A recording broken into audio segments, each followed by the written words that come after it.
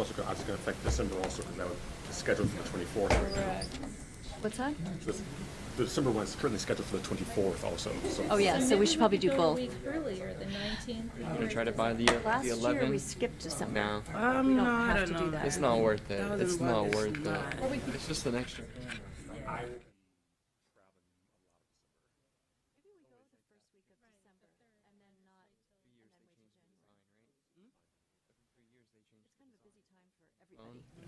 Yeah, Like with Okay. the iPhone 7, they changed Jim, it. here's a 30-second warning.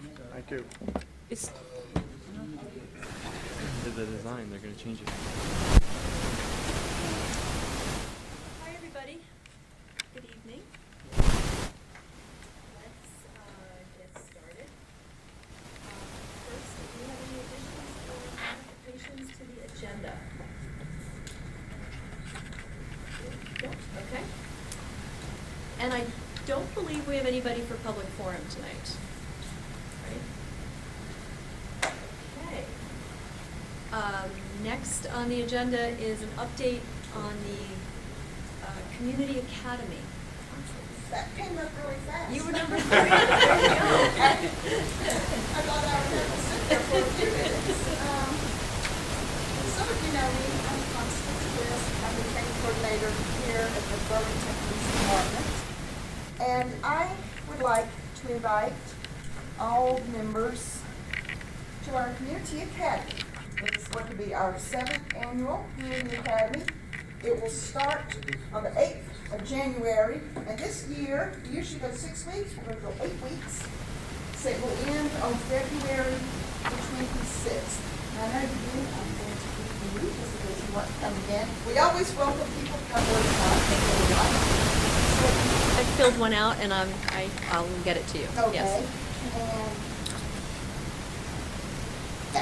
Thank you. And it goes, it's every Wednesday, it's from 3 o'clock to 9 o'clock. 6.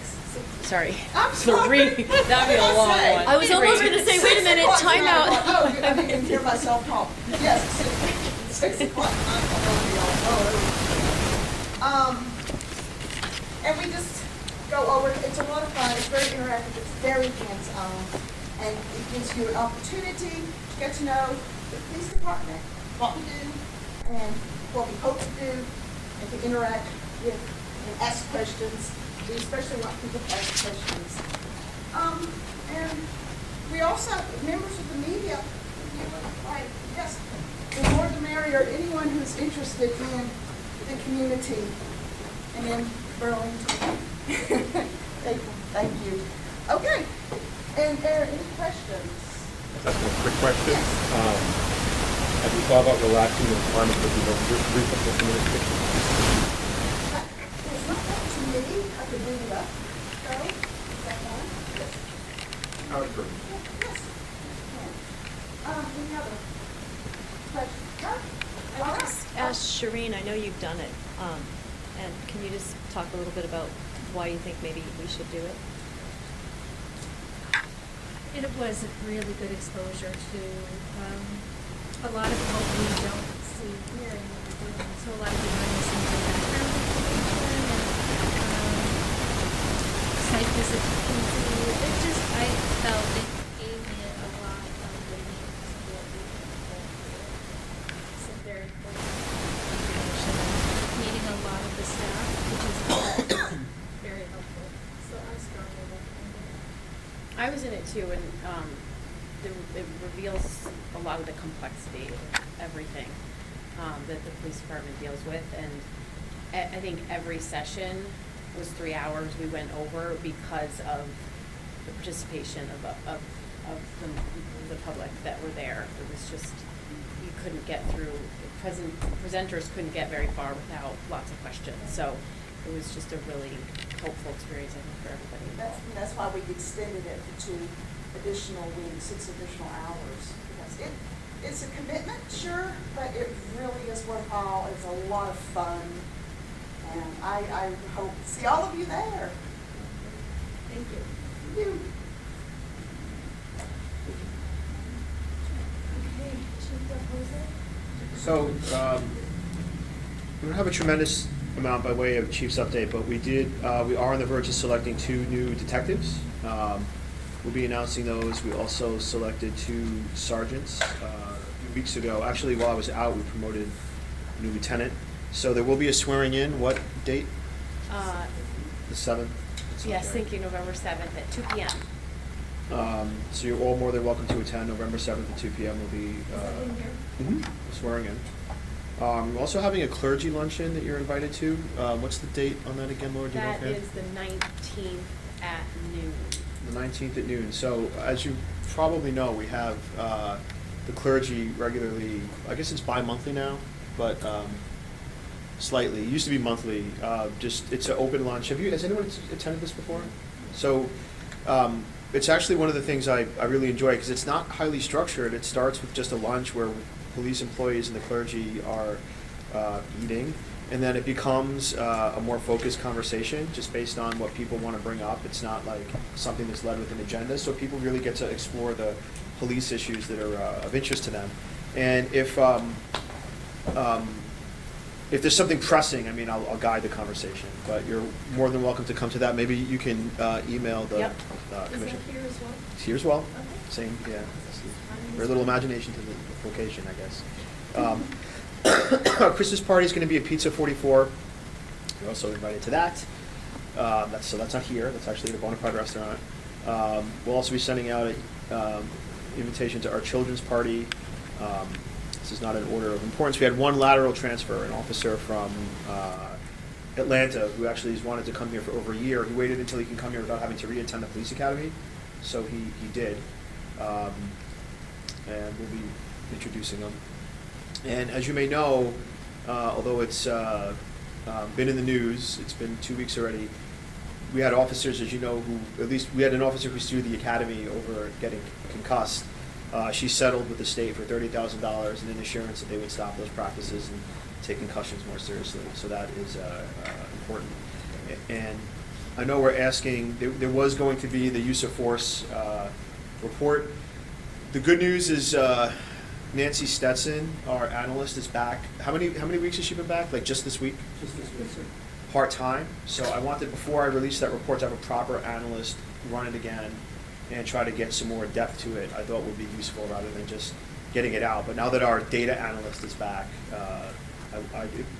if you want to see a draft of this report, not for circulation, just to see that it's there and it exists and it's substantive, I'd be happy to share it with you. But before it makes its big debut, I just wanted to have our data analyst back from maternity leave take a look at it and run some more numbers. So do you think we'll be able to look at it in November? Yeah, certainly. I don't want to kick this can down the road any longer. So yes. And like I said, if you want to see a draft now, I'd be happy to show it to you. I just don't want to put it up on the internet yet. So, well, meaning once I give it to you folks formally, it's out. So, yeah. Can I get the raw data from Nancy?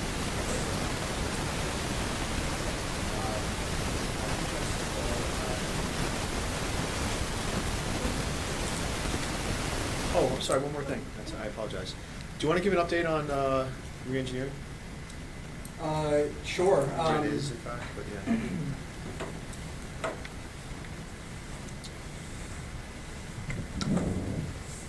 The department has begun a process that we call Vision 2020. It is a re-engineering process whereby we divided the supervisory staff into groups and then team leaders per group. And so the basic structure is that there is a group that deals with operations and deployment, a group that deals with administrative efficiencies, a group that deals with culture and leadership, a group that deals with communicating inside and out. And then within each of those, there are teams. So, for example, in the operations and deployment plans, there is a team for mental health, a team for neighborhood policing, a team that is called safety team. The teams are led, the groups, let me go back, are led by lieutenants. The teams are led by sergeants and in some cases corporals. And those teams have identified members of the department and external partners when applicable to come in and discuss how to identify specific issues associated with the topic. So for example, the mental health team is looking at how we can better work with the street outreach team, how we can better work with assets such as Act One or Assist, and determining whether or not there are trainings that are necessary, whether there are specific issues that have been identified as problematic or places where we can grow, or things that we currently do that need to be changed.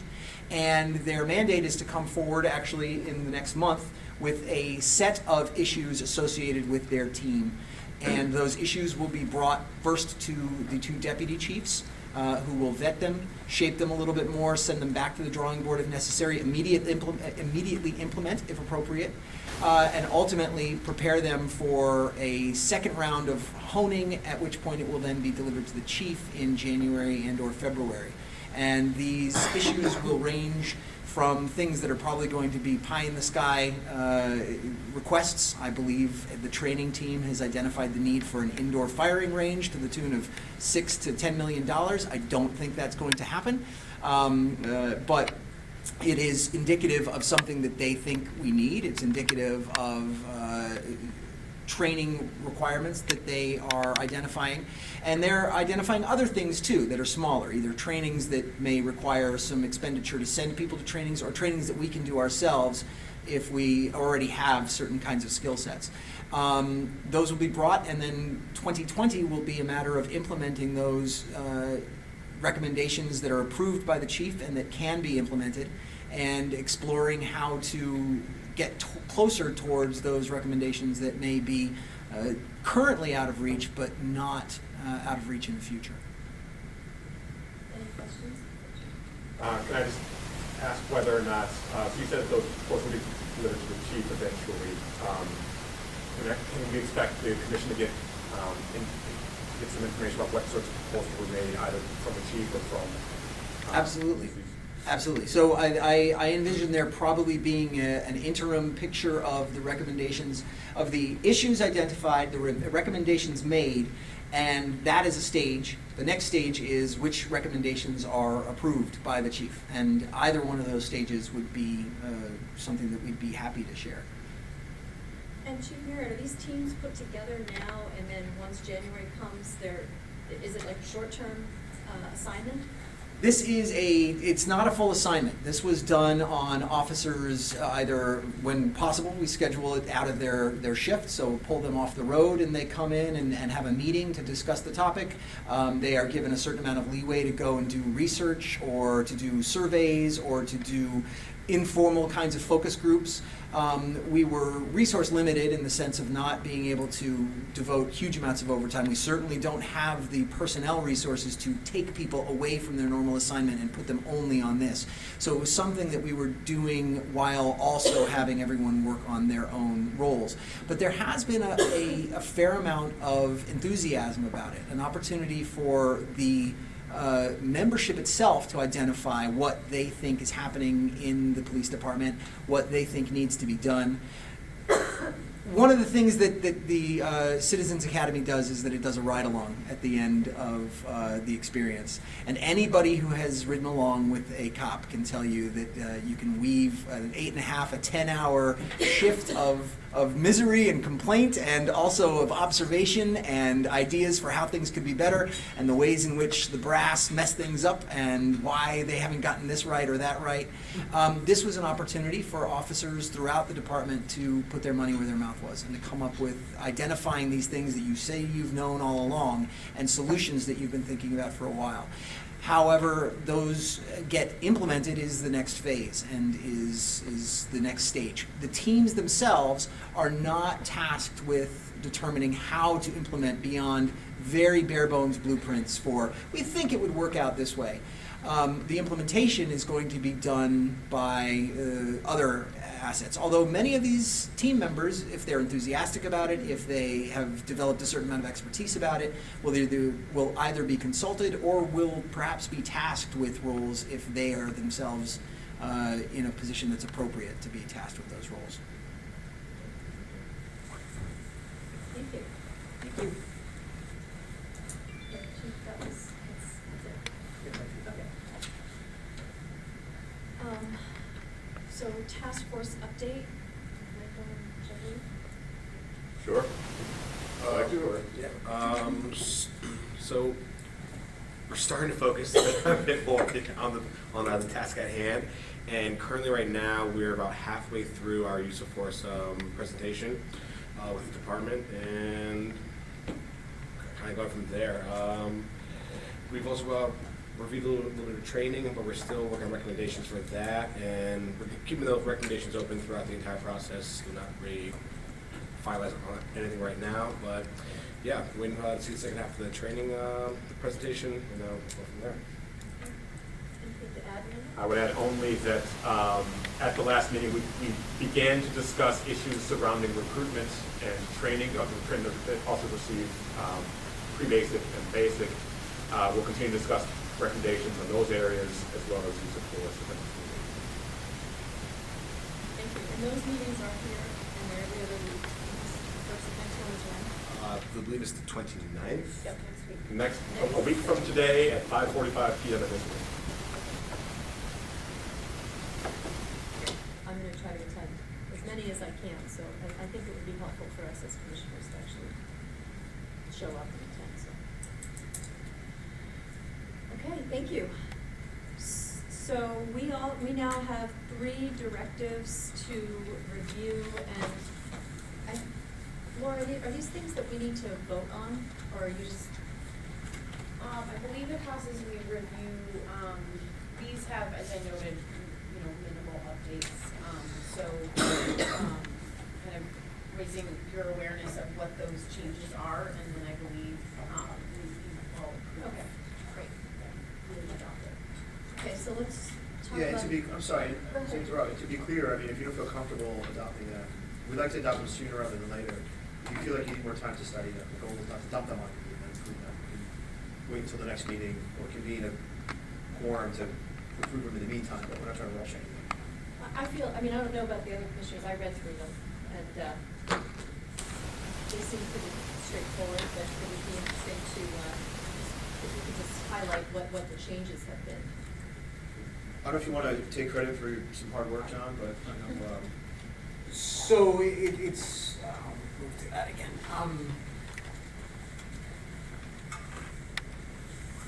I have very little to take credit for. We convened a uniform committee last year and at the very end of last year and got it rolling in the beginning of this year, seeking to finally determine whether or not we would embrace the vests that officers wear, over which there was a certain amount of dispute, pants that officers prefer versus the ones that are supplied to them, etc. And a number of those issues were explored by a uniform committee that did some surveys, that talked to officers, that checked out which were preferred by larger portions of the membership. That ultimately was rolled into work that had been done previously that was shared with me by Corporal Cradaville, that had been done under then Deputy Chief Burke, and a previous existing team that had also reviewed uniforms and had also reviewed other aspects of this directive. This directive, DD02, when it was a single directive, was a big one. It was a big monster directive. It was too big. It had a number of different things in it that were not wholly compatible with one another. We moved it apart, separated the portions that were primarily about assignment and operations, and the parts that were primarily about uniform or equipment or appearance. And we endeavored to incorporate the new uniform committee's findings and preferences, and to incorporate certain, not really changes, some of the language in the operational section, DD 2.1, are in fact returns to manners in which the department has operated before, an emphasis on area consistency, an emphasis on a mission set at the onset of each tour that lieutenants and sergeants will ensure their shifts are striving towards.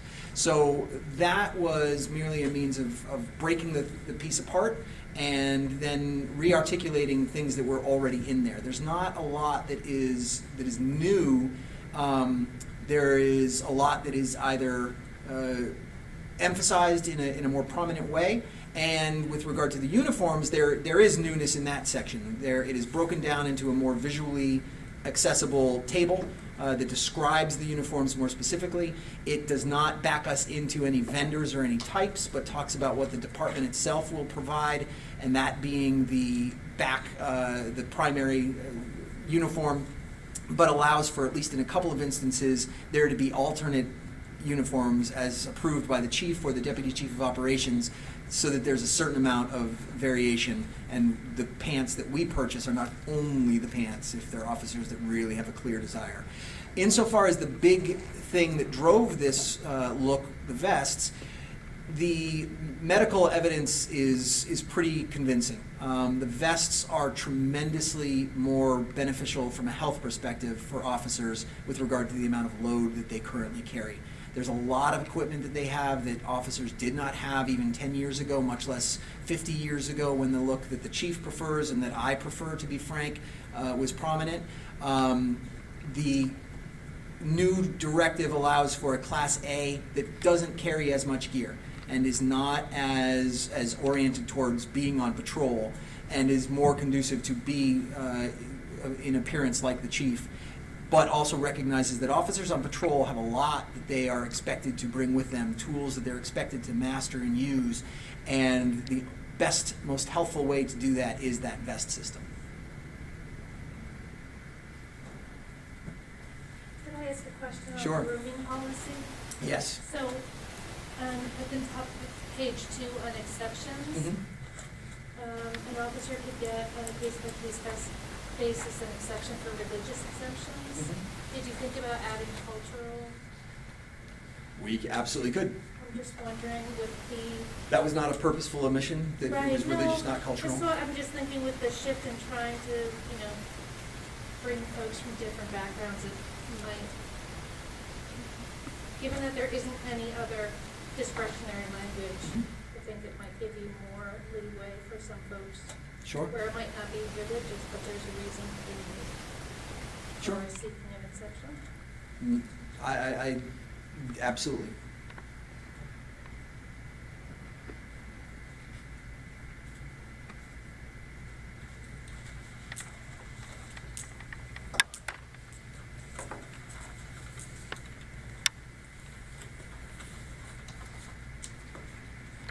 A minor question about DD02. This is just with regard to the language on, this is on page 7 of 8. This is about the language about notifications, in particular that notifications required in, this is subsection E of part 6, any use of force by an officer of the police department that results in serious physical injury or death to a subject. So I was wondering whether the language serious physical injury is understood commonly, that there's no ambiguity around that among officers, that there's discretion among that. So that is a legal term. It's a term that factors into the differences between a simple assault and an aggravated assault. It's a term that factors into a number of distinctions. All uses of force are tagged and reviewed and looked at. The issue here is whether or not we are going to be called in the middle of the night. Whether the chief is getting a call in the middle of the night, whether the duty chief, whether that's myself or Chief Wright or whomever, is getting a call in the middle of the night. And in many instances, it's not the vast, as we've discussed, the vast majority of uses of force are not uses of force that would trigger a call in the middle of the night notification. They'd be listed on the shift report that the executive staff reads. At least I know I do, and the chief does first thing in the morning when it's one of the first emails that you open up and you see what's there or is not. So is there discretion? Yes, of course there's discretion there. It's on the supervisor, but the term itself is one with which we have familiarity and we have known definitions or parameters at least. The definition is itself, it's tautological, but there is an understanding of what that constitutes. So just so that I have, since I'm not familiar with that as a term of art, either legally or in the department, can you say how many such notifications under that particular requirement would have happened over the last year? Under that particular requirement? Correct.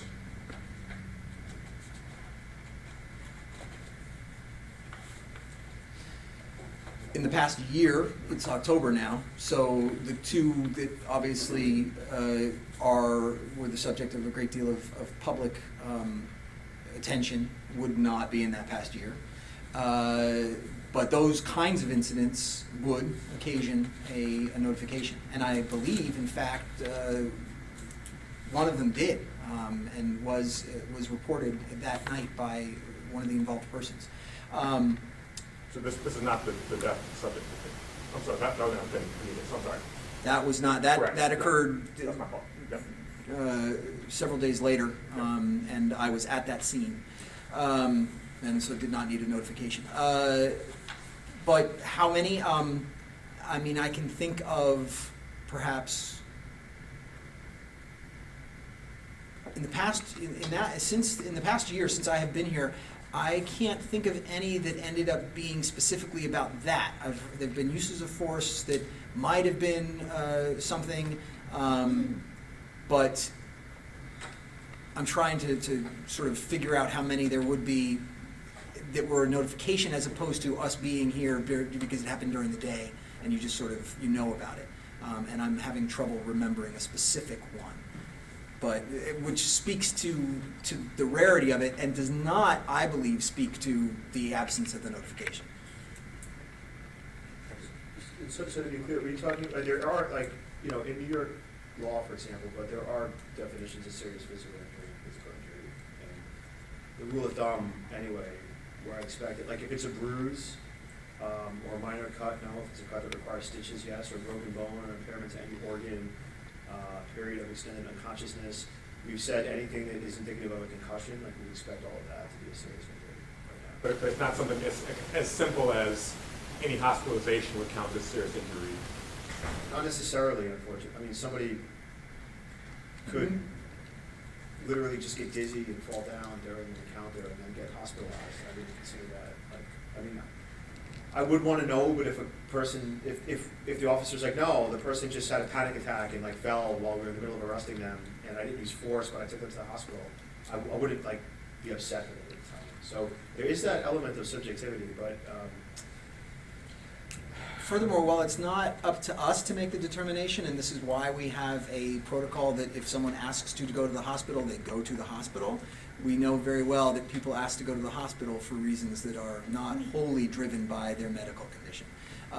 It's something people say, and there is an amount of subjectivity there, trusting officers and supervisors particularly, to know that that request was not something that necessarily was driven by a true serious physical injury.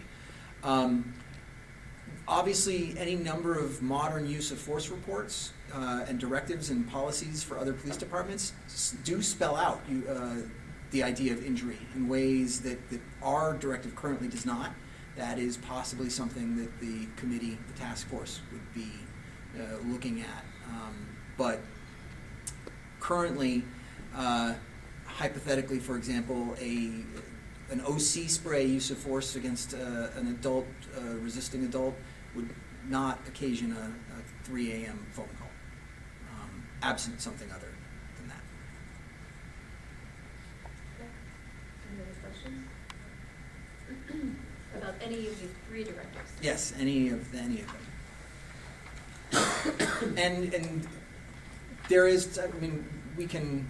I'll take more notes if any of you wish for additional time to review or look over.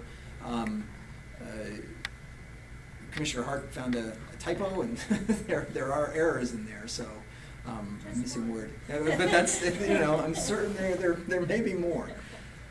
But we will not be hitting send to the body tomorrow, is my point. So I would move to adopt these with the addition of or cultural to that one provision, and then that one typo, which is just adding the word in. Yes. With. Yes. Somewhere. I would move that we adopt the three for the second. I would prefer to like wait for the next meeting so I can have a chance to look over them. Okay.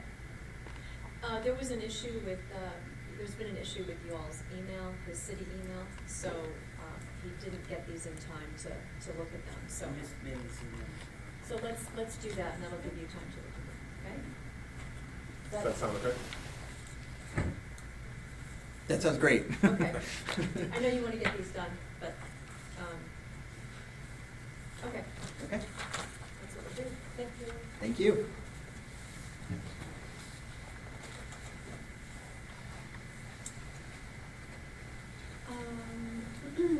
Laura had sent us all this month's commendations, and there was one in particular that we wanted to mention.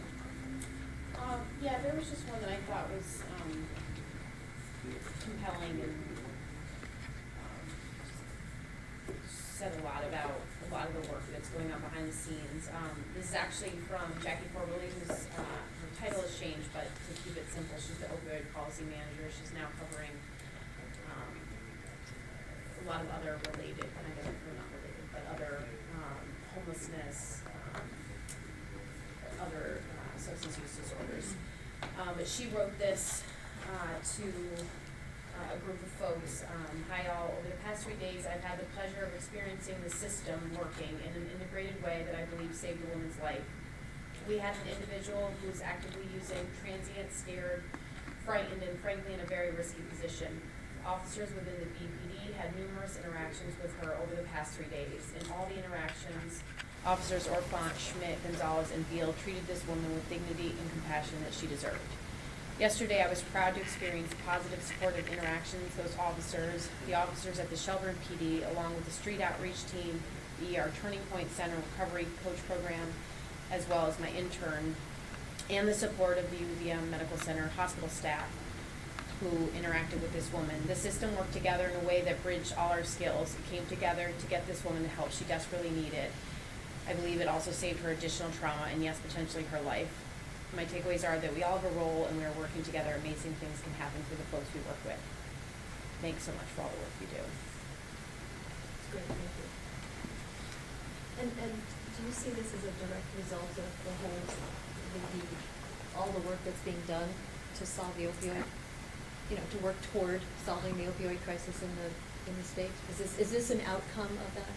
Yeah, not just, to give the city and the mayor credit where credit's due, I think the city's focus has been persistent and unique, and I think, the good news is, although it's not complete, we had a 50% reduction in overdose deaths last year. It wasn't just a variation, it's still down at the same level. I'd prefer if it was down even more. But to say that we made that gain and then sustained it in an environment where everything else seemed to be going up and now is only leveling off a little is real. So to answer your question, is in that individual case, yes, and in our city it continues, yeah. In Jackie's role, which is unique around the country, she's interacting on a daily basis with all these different agencies and other law enforcement agencies, community organizations. So she's a touch point for all of these and bringing it all together, and then working with officers on a daily basis. So that role is really kind of helping everyone to kind of connect and do the best they can.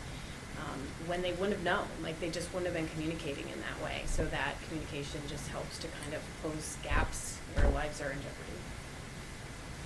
And for the new commissioners, I did go to, it's ComStat and Substat, right? I attended a meeting of each of those, and really amazing work being done and really informative. So if you have time, I'd recommend you do that. Sorry, that was ComStat, what else? And Substat. And I can send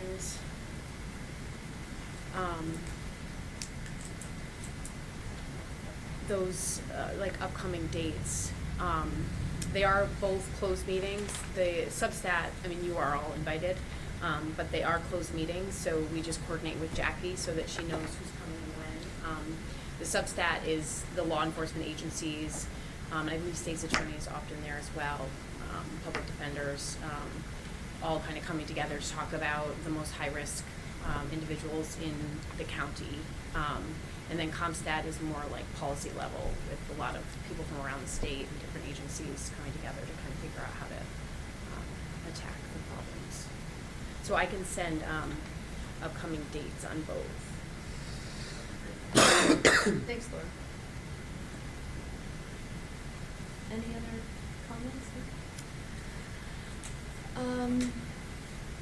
We need to approve the minutes from the previous meeting. Does anybody have any changes to the minutes or that we need to do before we do that?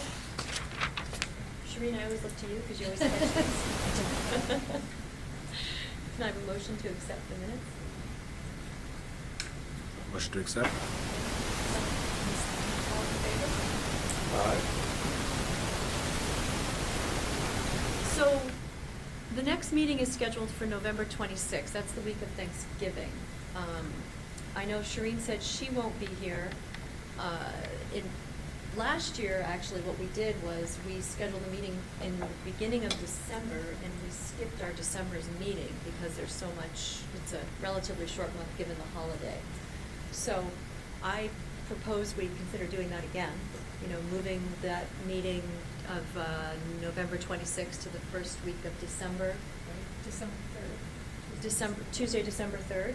And then our next meeting after that would be in January.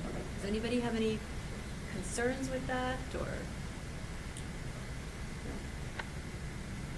No? Say the next meeting, December 3rd? Yes.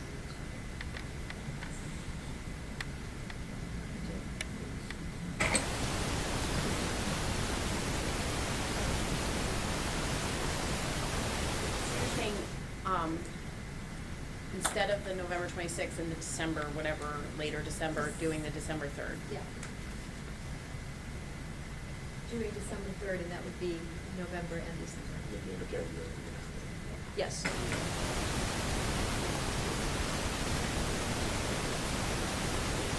So we can look at another date. So, we could do the 10th if that's, actually, that's a task force meeting, right? Well, Currently, the task force only goes through November. It is possible the task force will request an extension of city council, but it's not done so yet. Okay. So currently, there is no task force meeting. Okay.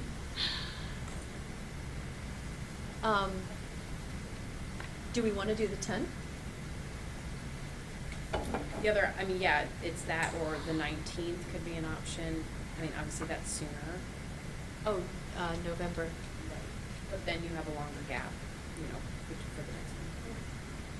Does the 10th work for everybody? December, so yes. December Okay. 10th? Does that work for you, Yeah. Chief? Okay, great. It says don't book anything on that day, but I have no idea what the hell that is. So, I'm gonna find out, yeah, I'll let you know, but I think we should be good.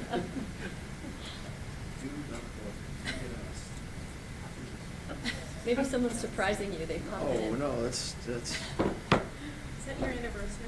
Yeah. oh, Christ. So we'll tentatively say December 10th, no meeting in November, and that will be our November, December meeting. Right. So then our January meeting will be the 21st. Yep. Okay. Well, let's do that, and we have a little bit of time if we can do an email thing if we need to change that. I guess we need a motion to change meeting date? Move to change the date so that we remove the current November and December dates and replace them with Tuesday, December 10th. I'll second it. All in favor? Aye. And Shireen, that's why she sits next to me, to keep me in line. I actually skipped number 8, which is commissioners' updates and comments. So does anybody have any comments or updates they'd like to share? Okay.